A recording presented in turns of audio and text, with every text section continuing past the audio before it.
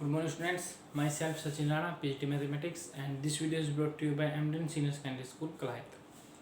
तो आज हम 9th क्लास में जो चैप्टर 10th है मैथमेटिक्स में दैट इज सर्कल्स उसको कंटिन्यू करेंगे। और इस सर्कल जो चैप्टर है इसकी एक क्लास हो चुकी है। तो जो प्रीवियस क्लास थी, प्रीवियस जो लेक्चर था हमारा, उसमें हमने सर्कल के बारे में पढ़ा था। कुछ टर्म्स जो रिलेटेड है सर्कल की वो पढ़ी थी कि सर्कल होता क्या है, सेंटर ऑफ सर्कल क्या होता है, रेडियस क्या होता है, आर्क, कोड, सेगमेंट, सेक्टर, ठीक है, ये सब चीज़ें पढ़ी थी। मतलब जो बेसिक इंट्रोडक्शन है, मतलब कहने का मतलब है कि वो दिया था इससे प्रीवियस क्लास में। तो सबसे पहले तो मैं सजेस्ट करूँगा जिन भी बच्चों ने वो वीडियो नहीं देखी है, इस वीडियो के जो आप अभी देख रहे हैं, इस वीडियो के डिस्क्रिप्शन में एक लिंक है, उस लिंक पे जाके आप वो वीडियो देख सकते हैं। ठीक है, तो आपको जो थोड़ा सा बेसिक है सर्कल का वो थोड़ा समझ में आ जाएगा। ठीक है, तो आज हम आगे स्टार्ट करते हैं। एक्सरसाइज 10.1 देखते हैं।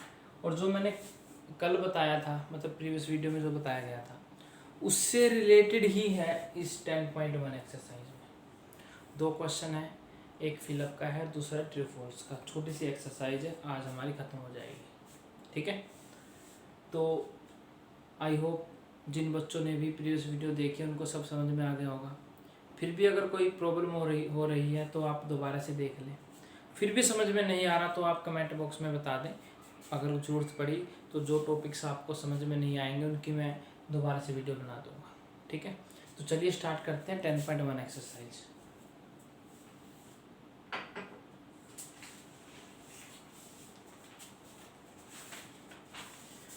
इसमें जो फर्स्ट क्वेश्चन है,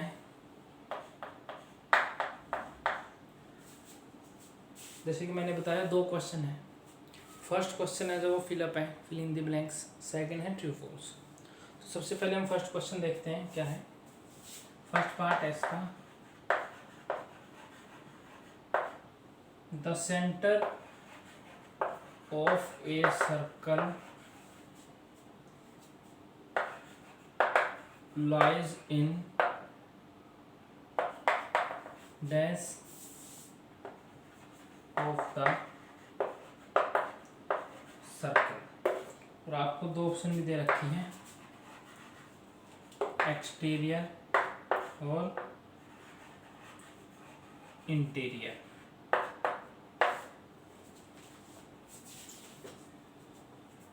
ये है फर्स्ट क्वेश्चन, फर्स्ट पार्ट इसका। ठीक है, तो सबसे पहले तो ध्यान दीजिए, अगर आप आज की इस क्लास को ध्यान से समझ लेते हैं तो प्रीवियस क्लास का 60% तो आज कवर हो जाएगा, क्योंकि जो हमने पढ़ा था उसके बेस पे ही ये क्वेश्चन है।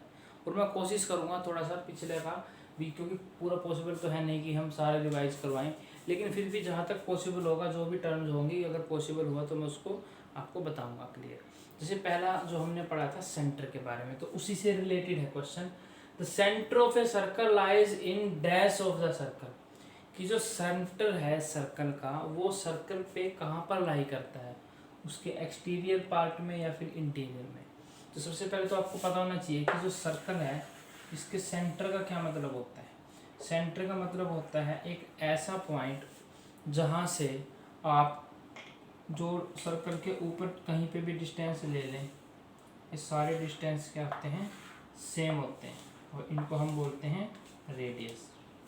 इसको हम बोलते हैं, ये क्या हो गया, सेंटर हो गया।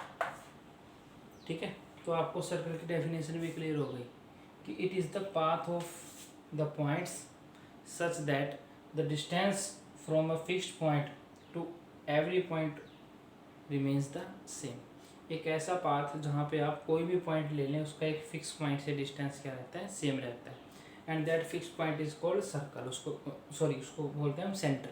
ठीक है, तो अब देखिए जो सेंटर है ये सर्कल है।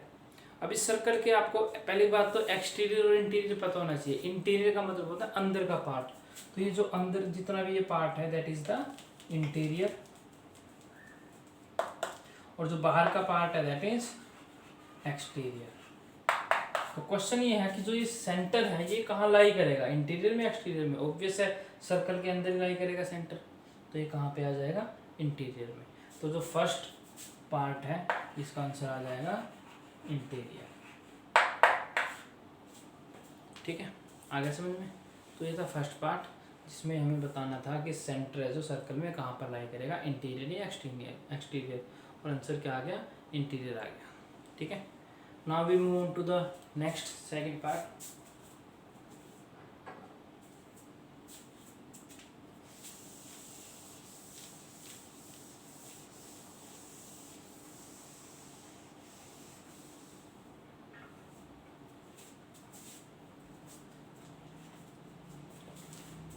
इसका सेकंड पार्ट देख लेते हैं फर्स्ट क्वेश्चन का। A point whose distance from the center of a circle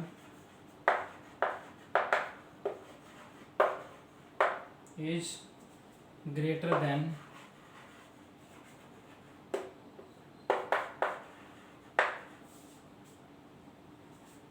its radius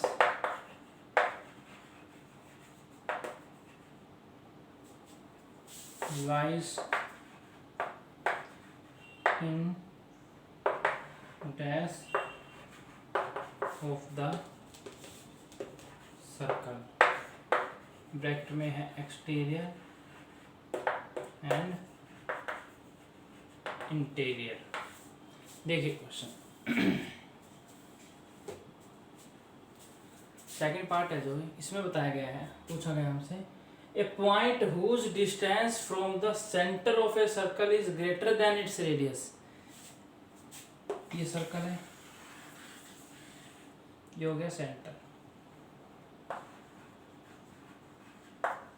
radius आपको पता है क्या होता है, इस सेंटर का सर्कल के किसी भी पॉइंट से डिस्टेंस, उसको हम बोलते हैं रेडियस।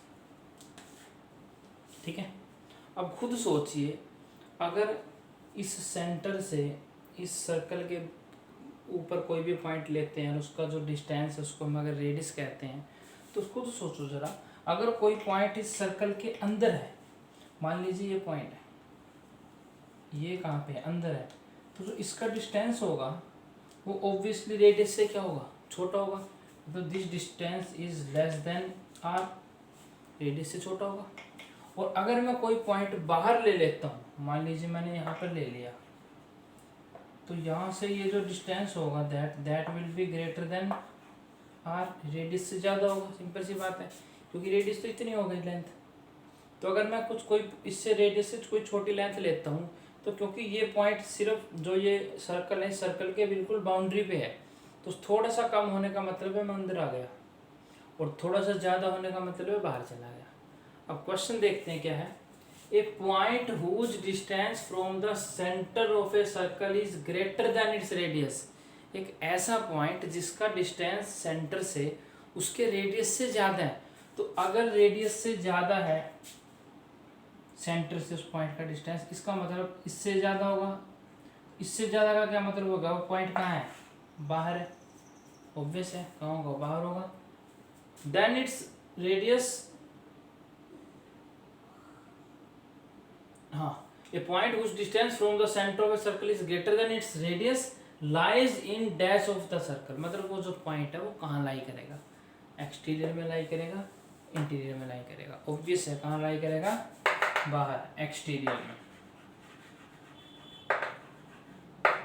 ठीक है, डायग्राम में मैंने बता दिया है, क्योंकि इस रेडियस इतना होता है, इतना है। ठीक है, अब अगर कोई भी पॉइंट इससे थोड़ा सा भी हम कम लेंगे रेडियस से, तो इसका मतलब वो सर्कल के अंदर लाई करेगा। और अगर मैं इससे बढ़ाऊंगा, क्योंकि ये बिल्कुल बाउंड्री थी, इससे ज़्यादा बढ़ाते ही कहाँ हो गया, वो बाहर आ गया, एक्सटीरियर। इसने बोल रहा है कि जो डिस्टेंस है रेडियस से क्या है, ज़्यादा है, greater than its radius, it means point कहाँ लाई करेगा, एक्सटीरियर। तो फर्स्ट के सेकंड पार्ट का आंसर क्या आ गया, एक्सटीरियर आ गया। ठीक है, अब pause the video and note it down.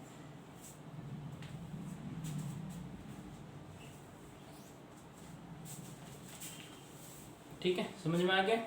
अब नेक्स्ट देखते हैं इसका थर्ड पार्ट,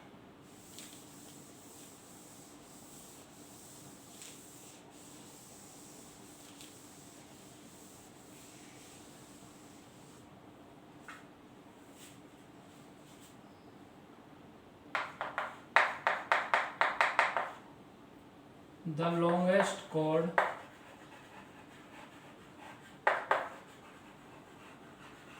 इसको कोड बोलते हैं, चोड़ नहीं बोलते। कहीं बच्चे इसकी प्रोनाउंसिएशन चोड़ करते हैं, चोड़ नहीं है ये, एच इज साइलेंट, CORD ऐसी आवाज आएगी कोड की। CHORD क्या बन गया? Code. The longest code of a circle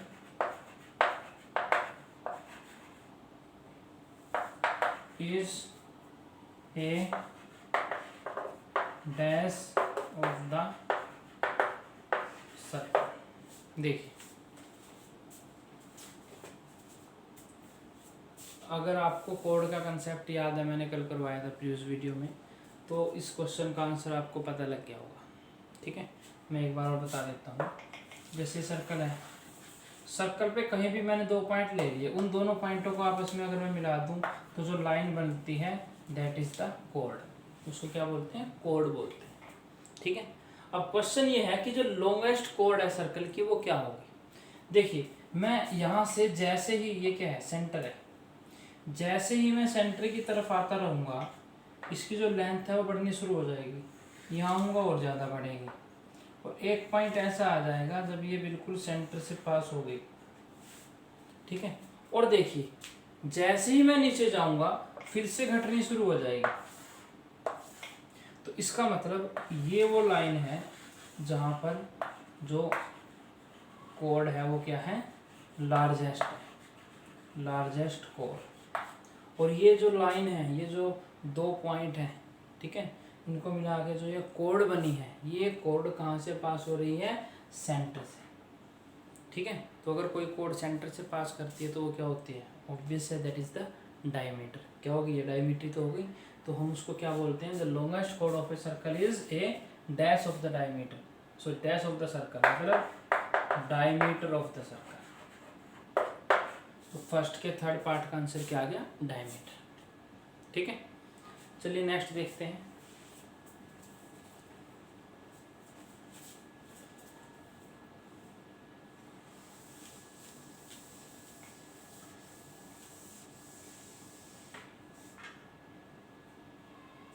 fourth part देखते हैं जरा। N arc is a dash when its ends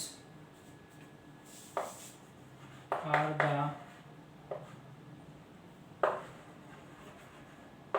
ends of a diameter। देखिए जरा कुछ,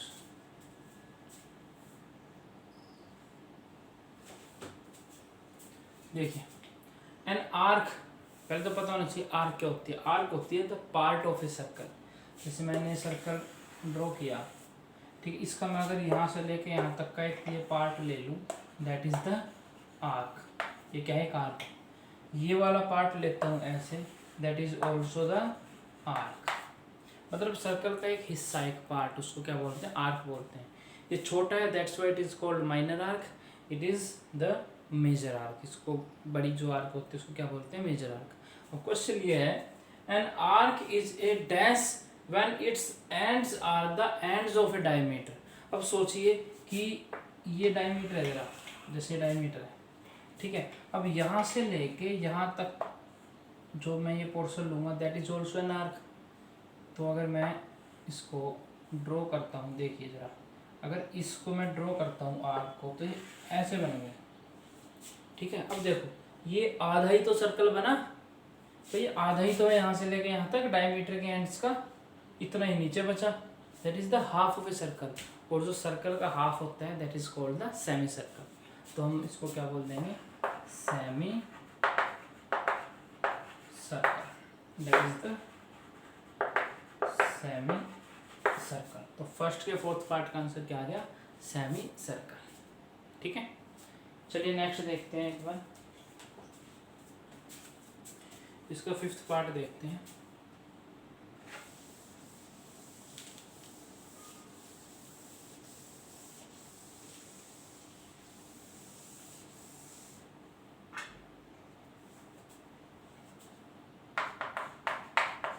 फिफ्थ पार्ट है segment of a circle is the region between an arc and dash of the circle। देखिए जरा, segment जो होता है वो सर्कल का, इसने पूछा है वो रीजन होता है आर्क के बीच में और किसके बीच में। तो सबसे पहले तो आपको पता होना चाहिए सेगमेंट होता क्या है। देखिए मैं बना देता हूँ, ये अगर सर्कल है, ठीक है, दैट इज द सेगमेंट। ये जो है, जो ये शेडेड पोर्शन है, दैट इज द सेगमेंट। इसको क्या बोलते हैं? सेगमेंट बोलते हैं। अब देखिए यहाँ से लेके यहाँ तक तो क्या हो गई, एक आर्क हो गई, हमने पढ़ी थी। तो ये जो एरिया है, जो ये सेगमेंट आ गया, ये किस किस के बीच में है? ये एक तो आर्क के बीच में, एक इस लाइन के बीच में। तो आपको ये आर्क तो दे ही रखा है। Segment of a circle is the region between an arc and dash of the circle. तो जो डैश फिलअप है वो ये वाली चीज़ है। इसको क्या बोलेंगे? अभी हम इससे जो पिछले पार्ट्स थे उसमें पढ़ चुके हैं। That is called the chord. क्या बोलते हैं इसको? कोर्ड। मतलब आर्क के एंड पॉइंट्स को मिलाने वाली जो स्ट्रेट लाइन होती है, that is called the chord. ये क्या हो गई? कोर्ड हो गई। तो इसमें क्या आ जाएगा आंसर? Code, CHORD, code. ठीक है, तो ये था इसका फिफ्थ पार्ट फर्स्ट का। आई होप समझ में आ गया होगा आपको। अब इसका सिक्स्थ पार्ट बचा है, वो आपको अपने आप करना है। ठीक है, एक पार्ट है वो आप खुद करेंगे एज ए होमवर्क मान लीजिए। Now we move on to the second question, that is the true false question. ठीक है, देखते हैं जरा सेकंड क्वेश्चन को। सेकंड क्वेश्चन देखते हैं इसका, वो ट्रू फॉल्स है। फर्स्ट था fill in the blanks, second question है वो है true false.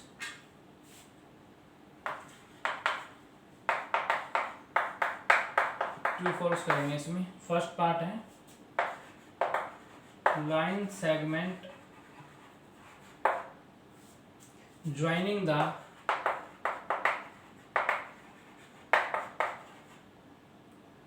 center to any point on the circle,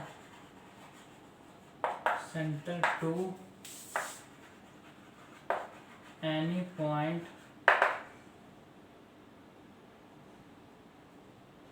on the circle is a radius of the circle, is a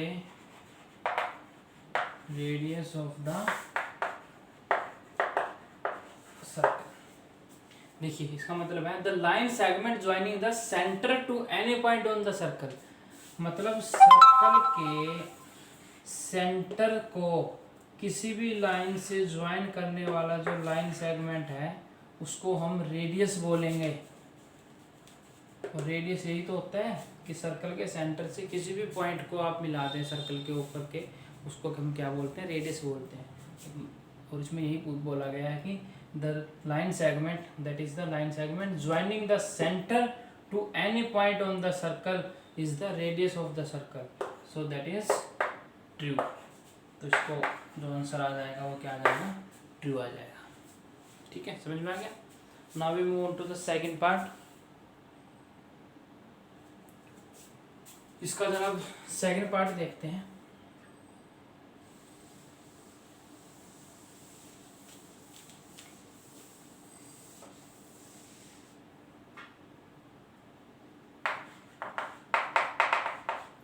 second part है a circle has only finite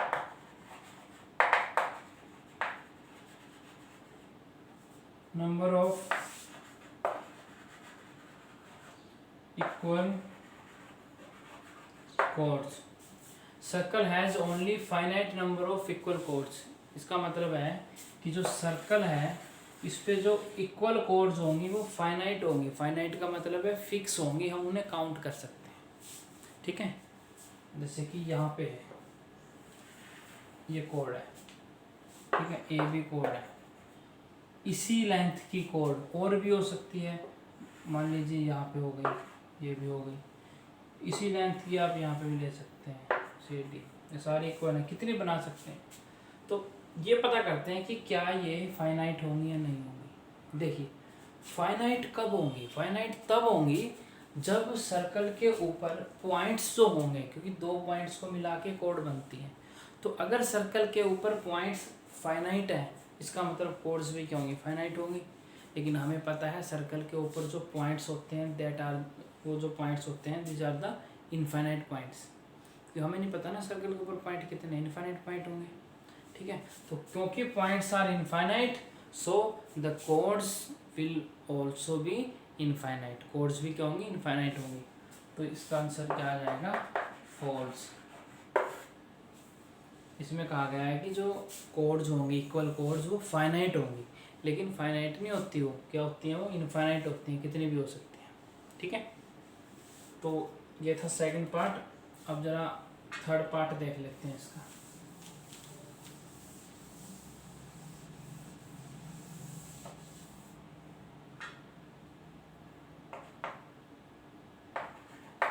If a circle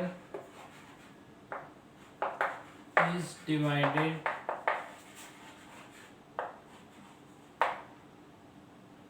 into